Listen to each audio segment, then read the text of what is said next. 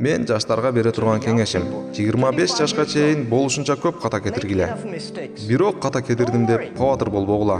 Жыгылдыңбы? Кайра тур, кабатыр болбоңуз. Кетирилген ар бир ката сиз үчүн өтө маанилүү, өтө пайдалуу киреше. Мен өзүмө айткам, эми жаштарга да айтып жатам. 25 жашка чейин жакшы окуучу болуңуз. Ишкерлик багыт боюнча бир аз тажрыйба алыңыз. 30га чыкканча бирөөнү ээрчиңиз, фирмаларда иштеңиз. Негизинен чоң фирмада иштеп, ишти кандай кылганды үйрөнүңүз. Айтайлы, сиз чоң бир фирмада иштесеңиз, машинанын бир тетиги болгондой эле ишти аткарасыз.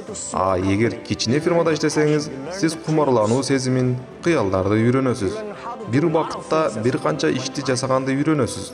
Ошондуктан 30га чейин кайсы фирмада иштөө эмес, кайсы адамды ээрчүү маанилүү. Жакшы адам сизди үйрөтөт. 30дан 40 жашка чейин сиз башкача ойлонуп, өзүңүзгө иштеп калышыңыз керек. Чыныгы ишкер болгуңуз келсе, 40 жаштан 50 жашка чейин кыла турган бүт жумуштарыңызды кылышыңыз керек. Ары бери секире бербеңиз, өтө кеч болуп калат. Ийгиликке жетүү мүмкүн, бирок өлүмдүн да пайызы жогору болот. 40 жаштан 50 жашка чейин ойлонуңуз. Кылган ишиңизге кантип бериле аласыз? 50дөн 60 жашка чейин жаштар үчүн иштеңиз. Себеби жаштар сизге караганда жакшыраак иштей алышат. Аларга таяныңыз, инвестиция кылыңыз, бүт шартты түзүп бериңиз. Ал эми 60тан ашкандан кийин убакытты өзүңүзгө бөлүңүз, эс алып жатыңыз. Мындан ары өзгөрүүгө кеч болуп калат.